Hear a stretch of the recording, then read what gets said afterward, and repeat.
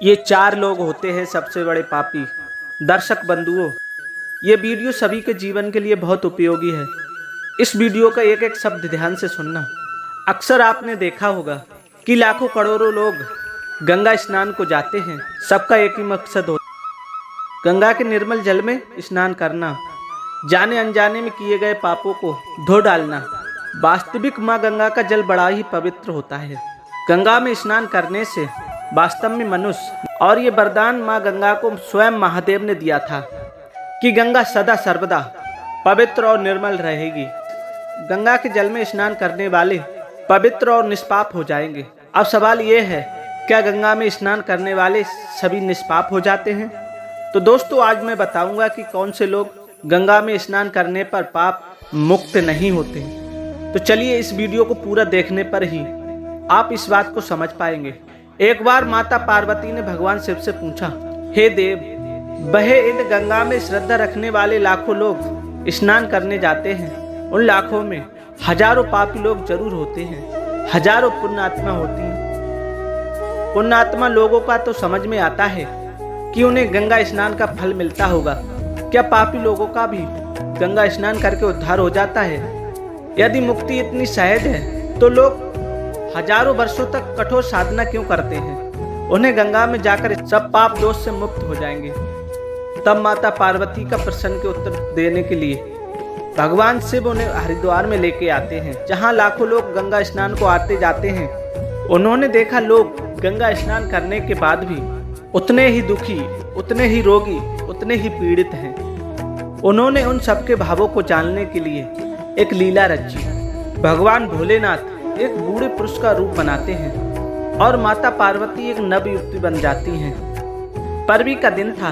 कुछ लोग गंगा स्नान के लिए जा रहे तो कुछ लोग गंगा स्नान करके लौट रहे थे। माता पार्वती उन्हीं लोगों की भीड़ में अपने बूढ़े और बीमार पति का हाथ पकड़कर चलने लगती हैं।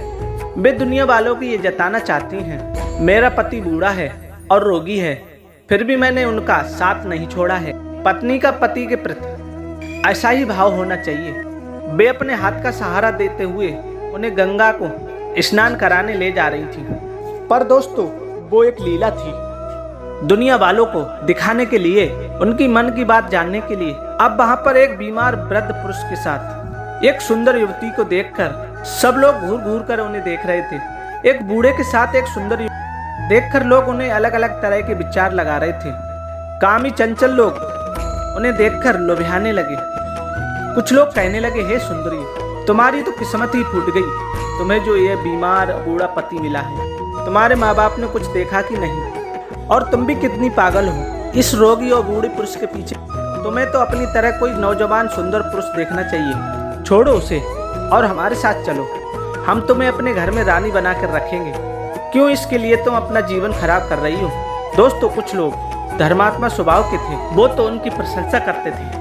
ये देखो, कलयुग की सती सावित्री अभी भी है, जो पति की जर्जर अवस्था होने पर भी उनकी सेवा कर रही है। मित्रों, ऐसी सोच वाले लोग तो बस बहुत ही कम होते हैं। ज्यादातर तो उन्हें हीन और ललचाई नजरों से देखने वाले। कोई कह रहा था इस बूढ़े की किस्मत बड़ी अच्छी है, जो उसे परी जैसी स्त्री मिली। कोई कोई उन्हें देखकर अपनी किस्मत को कोस रहा था, तो कोई भगवान को गालियां दे रहा था कि भगवान भी बड़ा जो इस मृगनयनी को एक बूढ़े बीमार पति के साथ बांध दिया है। माता पार्वती उन लोगों की भावना को समझ रही थी और चुपचाप उनकी बातें सहन करती हुई चली जा रही थी। कुछ दूर आगे चलने पर उन्होंने एक और नई लीला रची। भगवान शिव एक कीचड़ के गहरे गड्ढे में गिर जाते हैं। माता पार्वती वहीं बैठकर रोने लगती हैं। हजारों लोग उनके पास से गुजर रहे थे। कुछ लोगों ने पूछा, हे देवी, तुम्हें क्या दुख है? इस गड्ढे के पास बैठकर क्यों रो रही हो? तब माता पार्वती ने बताया कि उनका बूढ़ा पति इस कीचड़ में भरे हुए गड्ढे में गिर गया है, इन्हें कोई निकाल दे तो भगवान उसका भला करे। मित्रों, एक सुंदर युवती के इतना कहते ही पहले तो सैकड़ों लोग उस बूढ़े को निकालने के लिए तैयार हो गए, परंतु वे सब तब रुक गए जब माता पार्वती ने उनसे कहा, देखो, मेरा पति बहुत सत प्रवृत्ति वाला है। मेरे पति से वही पुरुष हाथ लगाए जो निष्पाप हो, जिसने कभी पाप न किया हो। अगर कोई पापी ने उन्हें छुआ तो वो जलकर भस्म हो जाएगा। मित्रों, उस नव युवती के इतना कहते ही वे सब वहीं की वहीं रुक गए। सोचने लगे, पापी तो हम सभी हैं, भला हुआ जो बता दिया, वरना हम भस्म हो जाते। अब तो वे वहां से लौट गए। हजारों लोग आए और चले गए।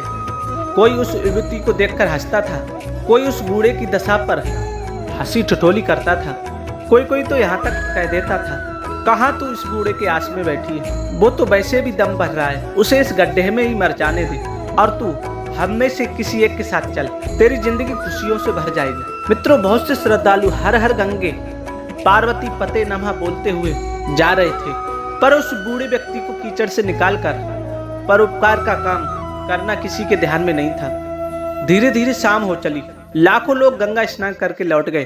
कोई तो उस बूढ़े के निकालने के लिए इसलिए तैयार नहीं हुआ कि अभी अभी तो गंगा स्नान करके आए हैं, अब इस कीचड़ में घुसकर कौन अपने आप को अपवित्र करे। मित्रों, शाम के समय में एक सीधा साधा किसान गंगा स्नान करके लौट रहा था। पार्वती को रोता हुआ देखकर किसान ने पूछा, बहन तुम क्यों रो रही हो और इस गड्ढे में पड़ा हुआ व्यक्ति कौन है? तब दुखियाते हुए माता पार्वती कहती हैं, हे भैया, यह वृद्ध पुरुष मेरा पति है और ये सुबह से इस कीचड़ के गड्ढे में गिर गया है, कोई इन्हें निकालने वाला नहीं आया। किसान कहने लगा, बहन चिंता मत करो, माँ गंगा समस्त पापों का नाश कर देती है। मैं इस समय गंगा स्नान करके लौट रहा हूँ और मुझे विश्वास है कि मैं निष्पाप हूँ। इतना कहकर किसान उस कीचड़ के गड्ढे में कूद गया और उस बूढ़े व्यक्ति को निकाल कर बाहर ले आया। दर्शक, उसी समय भगवान शिव और माता गंगा वहां प्रकट होती हैं और उस किसान को अपने प्रत्यक्ष रूप के दर्शन कराती हैं। माँ गंगा बोली, बेटा वास्तव में तो गंगा स्नान तुम्ही ने किया है, मैं अपने उस जल को छोड़कर इसी कीचड़ में आके बैठी थी जिसमें भगवान महादेव पड़े। भगवान शिव बोले, बख्श, जिसका मन और अंतःकरण पवित्र होता है, जिसके अंदर परोपकार की भावना होती है, जिसका हृदय दया से भरा होता है, जिसके कर्म सतोगुण से युक्त होते हैं, उसे ही गंगा स्नान का पूर्ण फल प्राप्त होता है। वैसे तो लाखों लोग गंगा स्नान का भाव लेके आते हैं, परंतु उनमें परोपकार की भावना किसी किसी में ही होती है। जिसका भाव घर पर ही शुद्ध ना हो तो गंगा स्नान करने से भी कोई लाभ नहीं है। शुद्धता मन और विचारों में होनी चाहिए। शरीर पवित्र करने से कोई पवित्र नहीं हो जाता। जिसका मन दुखी पीड़ित लोगों को देखकर ना रोया, उस पर ईश्वर कृपा कभी नहीं होती। पवित्र विचारों की गंगा अपने आप को स्नान कराइए, तभी वास्तविक गंगा स्नान का फल मिलेगा। जो दूसरों का सहारा अपना उल्लू सीधा करने के लिए बनाते हैं, उन्हें भी गंगा स्नान का फल नहीं मिलता। जिनके हाथ शायद मन में स्वार्थ पूर्ति का भाव होता है, जो माता पिता को आदर भाव नहीं देते, उन्हें दुख देते हैं, वे लाखों बार गंगा में स्नान कर लें तब भी उनके पाप नहीं धुलते। जो जीवों को मारकर अपने भोजन में शामिल करते हैं, ऐसे निर्दयी लोगों के गंगा स्नान से पाप नहीं धुलते। जो स्त्री पुरुष अपनी बेहयाता पत्नी या पति को धोखा देकर पर पुरुषों में पर स्त्रियों में रमण करते हैं, उनका भी गंगा नहाना व्यर्थ है। जो और का बुरा करके स्वयं का हित तलाश, गंगा का फल नहीं मिलता। जो दया से रहित हैं और अधर्म के रास्ते पे चलकर जीव का वार्जन करते हैं, उन्हें गंगा मैया कभी नहीं तारती। माता पार्वती ने कहा, हे नाथ, आज मैं समझ गई कि लोगों के दिलों में भक्ति का दिखावा अधिक है, इसलिए संसार के लोग धन से संपन्न होने पर भी दुखी रहते हैं। माता पार्वती ने अब अपनी बड़ी बहन गंगा से पूछा, हे बहन, तुम्हारे जल में लाखों लोग स्नान करते हैं, उनमें पापी पाखंडी दुराचारी व्यभिचारी भी होते हैं। वे अपने स्नान करके सारे पाप तुम में धो जा, तुम उन पापों का क्या करती हो, कहाँ रखती हो? तब गंगा ने उत्तर दिया, हे देवी, पापियों के पाप मैं अपने पास नहीं रखती, बल्कि उन्हीं के पाप उन्हीं को लौटा देती हूँ।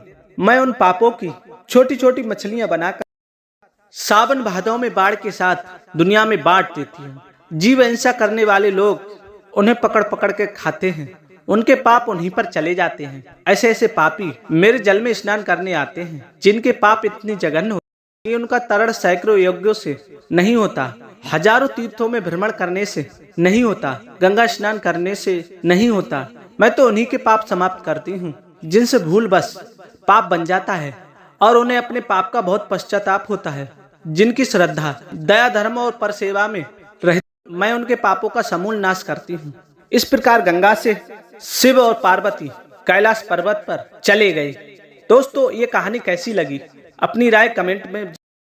मिलते हैं आपसे अगली वीडियो में एक नई ज्ञान की चर्चा के साथ। आप सभी का बहुत बहुत धन्यवाद। जय श्री कृष्णा।